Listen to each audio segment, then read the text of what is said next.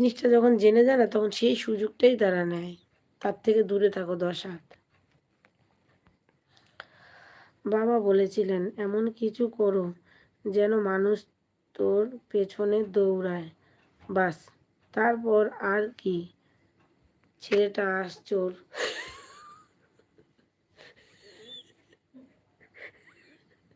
কি অবস্থায় বরুণটা না বহুত বাজে হয়ে গেছে। কি বলে শোন একটু মন দিয়ে। কি হলো? আমি কি বলেছি? আমি এখানে এলবি করছি তো। এই বাবাকে বলবো কিন্তু এবার। আমি বাবাকে বলবো? দাঁড়া আমি দিচ্ছি, দাঁড়া ভুট্টা বের করে দিচ্ছি। এই ফোন থেকে বের করে দিচ্ছি।